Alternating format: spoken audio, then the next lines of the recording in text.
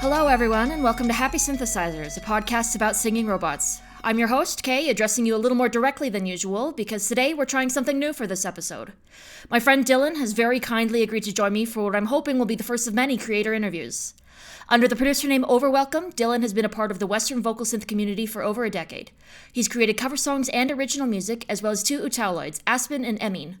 He's worked with a wide variety of voicebanks for several different engines, and his most recent work, Dark Moon, was one of the first non-promotional releases to feature the Synthesizer V voicebank Nil. But we'll get to that in a little more detail later. For now, let's let the man speak for himself. How you doing today, Dylan? Hi, I'm doing all right. It's been a slow morning, but I'm so excited to be here. Yeah, glad. Is there anything I missed with that intro? Anything you want mentioned right up front? Oh, no. I think it's funny. I've made so many more Utao voice banks than that, and a lot of them are with my friends. A lot of them have been, unreleased or, not really ever shown to the public, so it was just very funny to hear those two specifically picked out. But those are definitely the two that I've publicized the most. Yeah, well, those are the ones that use your voice, right? Emin or Emine is actually my sister's voice. I wasn't sure. We've talked about this a bit in the past in our personal capacity, but I'm writing from memory, so I occasionally will get a few details here and there mixed up. But, that's the whole idea with interviews. You set the record straight. No, that's fine. I just thought it was funny. Mm-hmm. Well, as I said, you've been a part of the scene for a good long while, but start at the beginning, how'd you get into vocal synths? Do you remember the first Vocaloid song you ever heard? I wish I remembered the specific first one, because I've tried to think back on it. I do remember the time, though, my cousin had showed me Vocaloid, just in a nonchalant way, just check, just started playing a song and was like, oh, this isn't a real person, by the way. And at the time I was like, oh, that's kind of cool, I guess.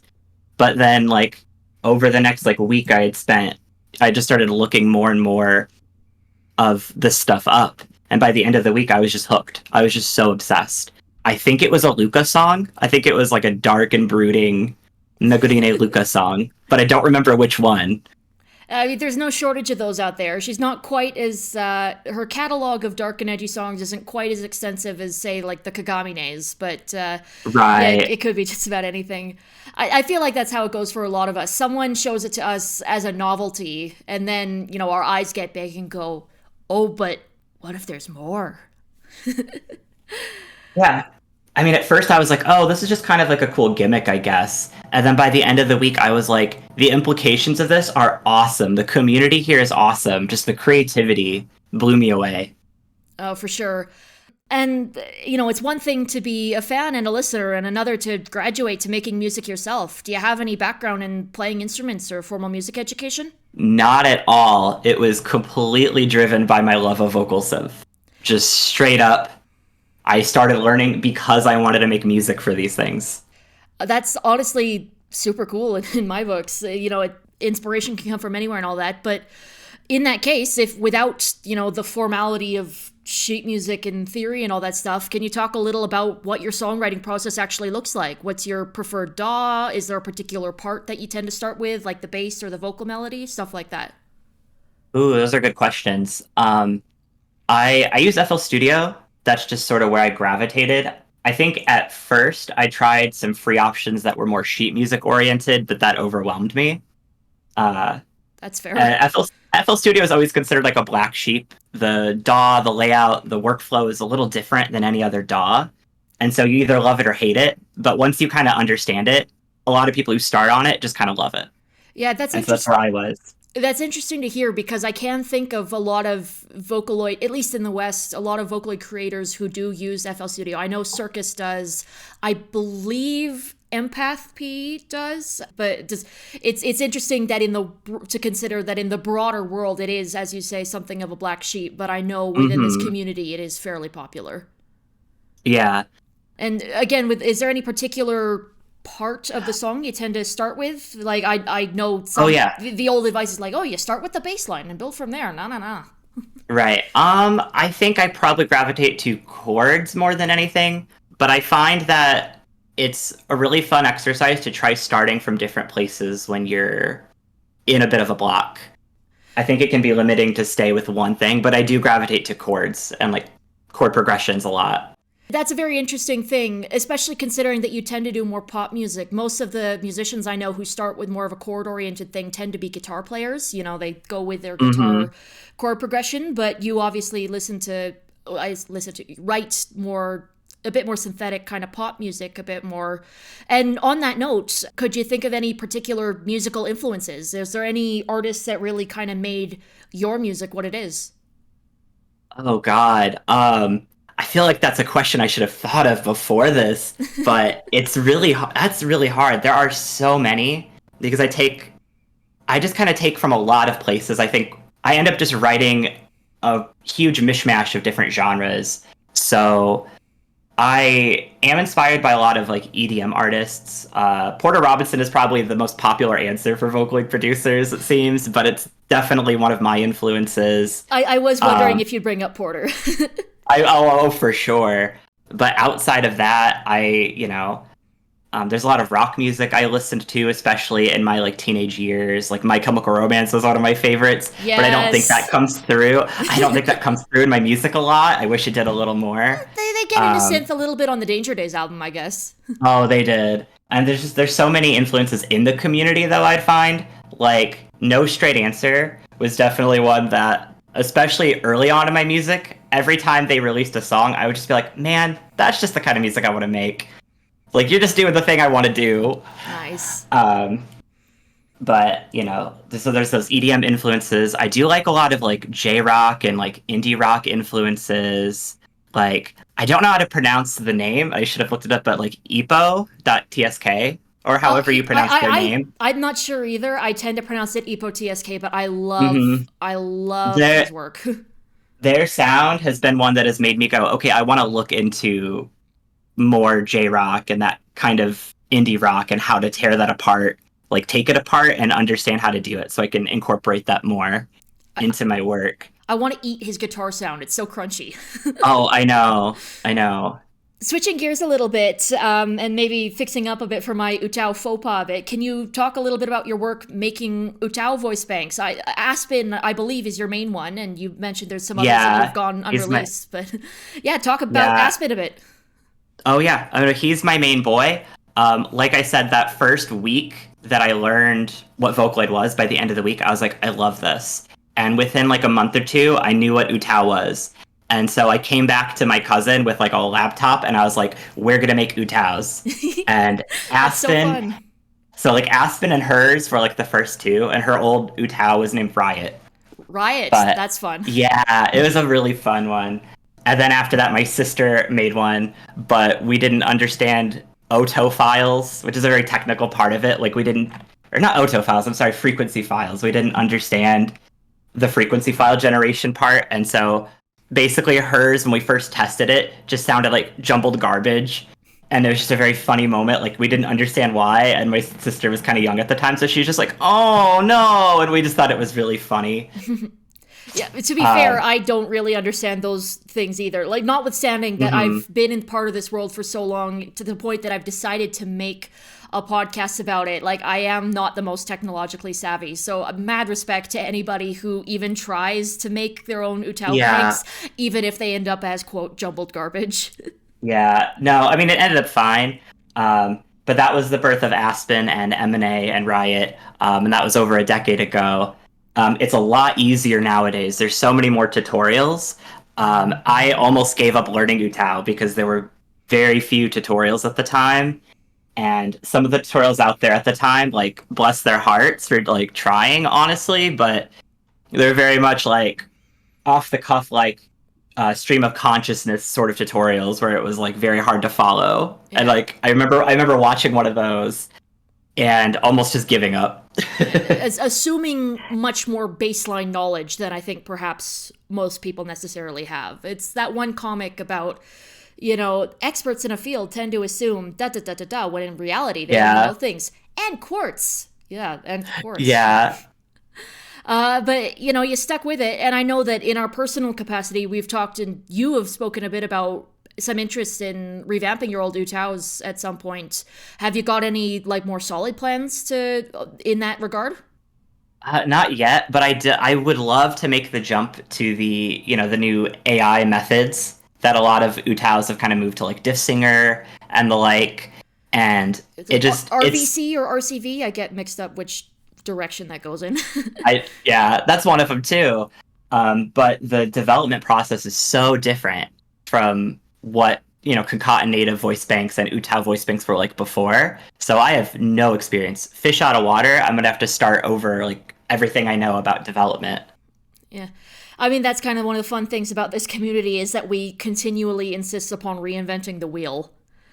Mm-hmm. And on that note, like I said, most of the stuff you did in the early days was Utao, which I imagine would have had to do a lot with the cost of everything. But you've transitioned over the years to mostly using commercial voice banks, Vocaloid for a while, but now mostly Synthesizer V. And I already know that you love working in the Synth V engine because I feel like half of our conversations start with one of us just excitedly sending the other a demo song or a tweet or something about a voice bank. Mm-hmm. So I kind of wanted to get your thoughts on that a bit. When you have a voice bank or an engine you really like, what is it that makes it appealing? Like, what are some of your favorite voice banks, and what makes them your favorites? Oh, that's a huge question. I love so many voice banks, and every person has like different reasons for loving the voice banks they do. So that's also important. Shout out to that one devotee of Sonica or some other janky V2, you know? Yeah, God, but there's so many aspects I look for in a voice bank when I'm drawn to one, but usability is huge for me. I think pronunciation, often that sort of was one of the things that was holding me back, like pre-AI, because some people could work black magic on some of these older Vocaloids and make them sound a lot clearer, but I never could really do that. I spent years learning Vocaloid, and I could never quite get some voices to sound super, like, the enunciation to be super understandable. And that always was like the frustration for me. So just moving to AI has been so helpful in that regard because it's so much easier out the box to have something intelligible sounding. And then beyond that, I just love so many voices. I love so many voice types. I'm also drawn to the cute characters often. Mm-hmm. I've seen your SVP files on occasion, and I am personally someone who does a lot of phonetic editing, so it's always interesting for me to see others, and you don't do nearly as much as I do. Like, you are much, with the AI voices at least, like, certainly not, I don't think it would be the case if you gave me, like, an older VSQX for a concatenative project, but with the SVP files I've seen, you don't phonetically edit nearly as much as I do, and that seems to tie in with your point about wanting something that can pronounce things properly out the box, as it were. Yeah, I don't know. Something about the pronunciation pre-AI was hard for me. I do remember one time making a cover of another friend of mine, their Utao, and I remember sending them the file or something, and they were like, "You just made her pronounce these words so interestingly." Interesting. And I was, and I was like, well, I was just trying to make it a little more stylized, like a singer would do, and it just maybe arguably didn't work. But yeah, because even in tuning and using a voice, there are so many things to consider, and there's so many decisions and almost micro skill sets. And that's something I kind of love about Synth V and like the newer AI voices, is that they're so there's a little less of a bar to like reach to start using them well, because some of those micro skills like the pronunciation I just never could quite get, I guess. Yeah, I think I understand what you're getting at there. And that was for the longest. Like I said, I don't really know Utao or use it, and that was what kind of made me chicken out from even trying. And you used Utao for a while before you had saved up to get Vocaloids or whatever. I skipped that entirely. I saved up until I could eventually buy, I think my first voice banks ever were Dex and Dyna. And by that point, it was V4, and some of the really janky issues had kind of been sorted out. And part of the other problem, for me was that I'm a Mac user, and it wasn't until Vocaloid 4 that the voice banks tended to consistently be Mac compatible. So And even then, some of them weren't. Like, I was quite interested in buying Ruby for a while, but she doesn't work on Mac. Oh, that's so unfortunate. Yeah, it is what it is. But, you make compromises. And like you, what am I saying? I have largely shifted over to Synthesizer V, so in a way I'm not too sad that I didn't buy quite as many Vocaloids as I wanted at the time, because they're expensive, and if I'm not using them as much anymore, I'd feel a bit silly if I bought a voice bank and never used it. Oh wait, I do feel silly. I have done that. I have never released any covers using Megurine Luca. I will get around to it eventually, I hope, but Luca's from Krypton, she's expensive. Oh yeah. And on that note, are there any voice banks that are like top of your list for next time you've got some money to splurge? I do remember. So many. I do remember quite specifically talking with you. You said something to the tune of like, "I do not need another bass voice bank. I do not need another bass voice bank," in regards to Freemamen. But oh yeah. Oh no, God. I want so many Synthesizer V voices, and obviously Synthesizer V is just my engine of choice. Like, there's so many engines, and there's new engines being made as we speak. So I'm so excited about SFA2 Miki and Kyoteru coming to Synthesizer V, being revived from Vocaloid. I fell in love with Miyamai Mocha's voice just because I had this very specific hope for how her character design and her voice would sort of disconnect. And they did that, which I think is a really interesting thing to direction to take a character, and to sort of incorporate the character into the voice direction.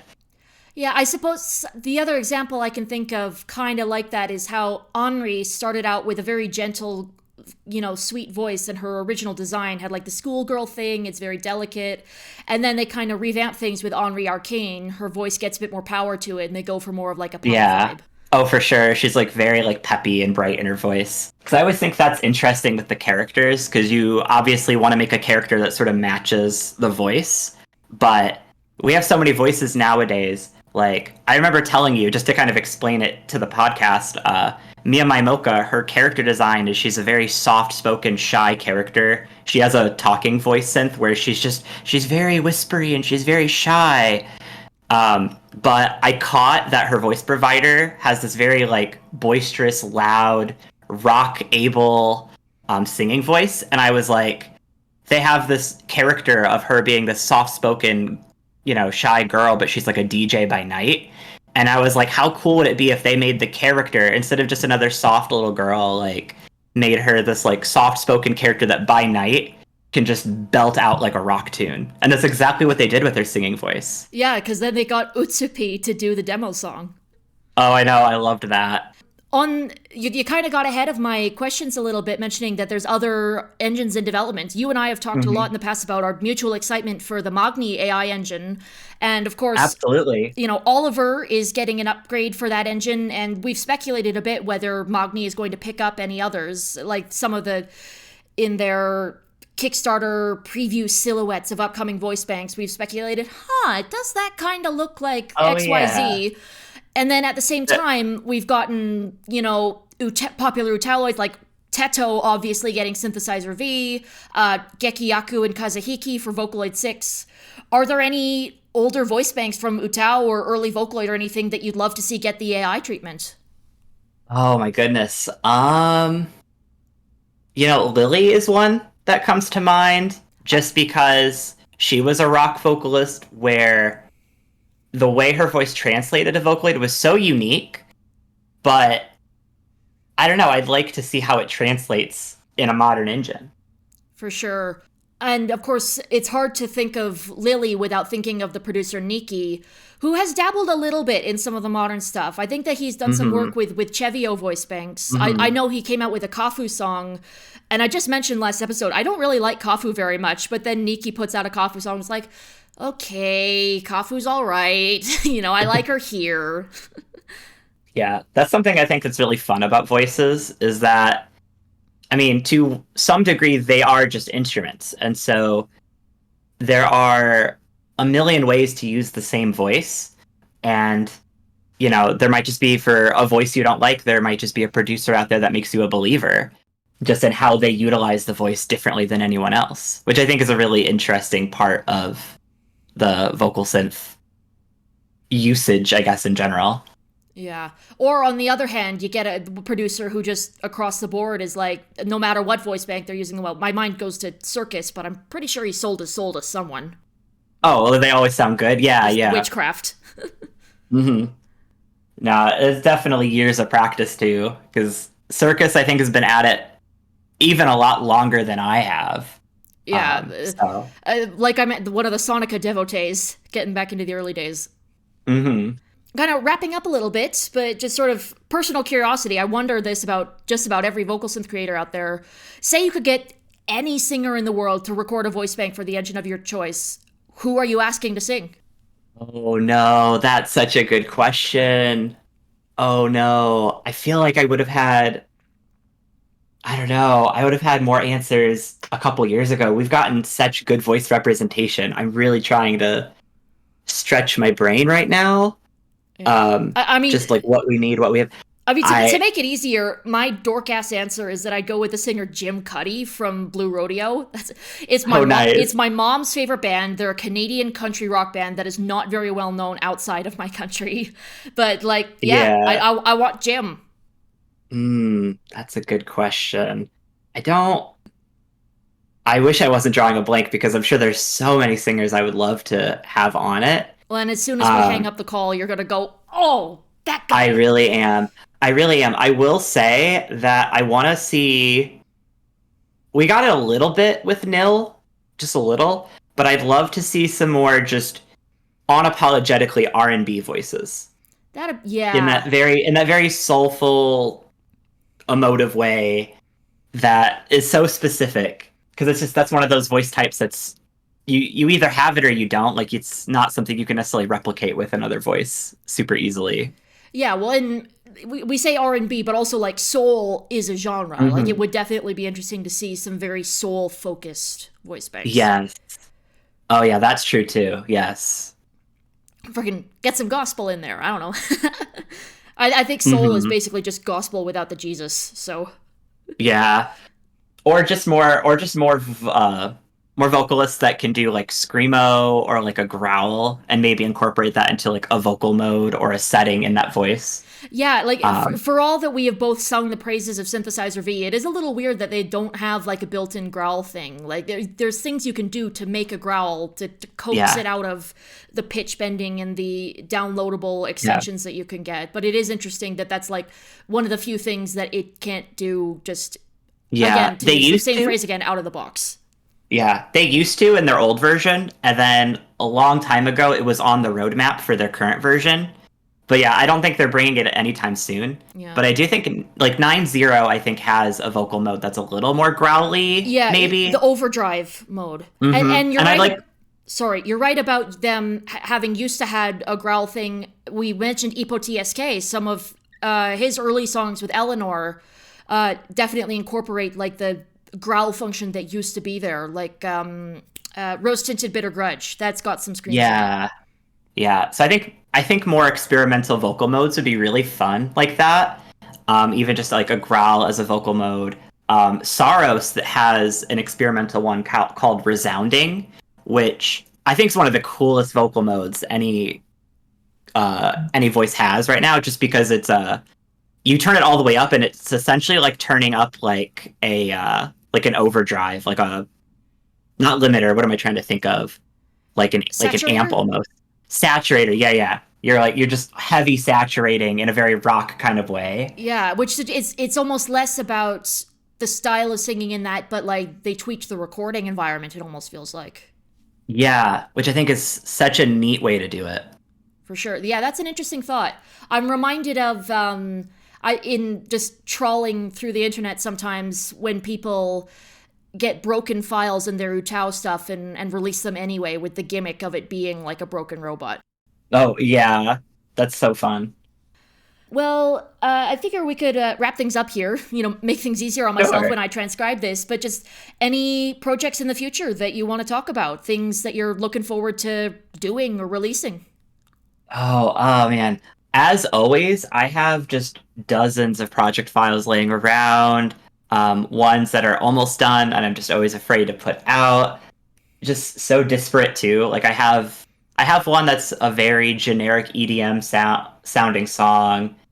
I have one where I was trying to do more of that EPO TSK, and it sort of ended up being a little more pop punkish sounding, I guess. Ain't nothing wrong with pop punk. Yeah. So I just have such a huge backlog of just different sounds that I'd like to get out there someday. But I think that's one of the fun things about vocal synth is that it's a community that welcomes, beginners. It's a community that just lets you do whatever you want in a way that maybe contemporary radio even doesn't necessarily. Radio, certainly not. I think there's plenty of amateurs putting their music out just on the internet, but in terms Yeah. of like the more established music industry, certainly Yeah. not. Yeah. But just in the sense of like, there's like, I feel like I'm a little bit of also a boring vocal synth artist compared because I end up gravitating towards things that sound more contemporary. I don't know why, even though I sing the praises of like people in the Vocaloid community will write like comedic songs or songs about really horrific, dark things, or like they We just can't- go in so many directions. We can't all be ghosts and pals. Certainly not.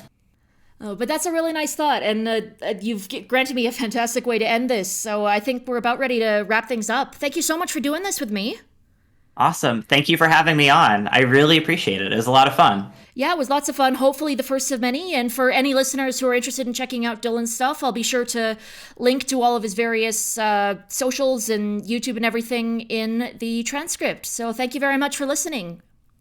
Yeah, thank you. All right, bye-bye.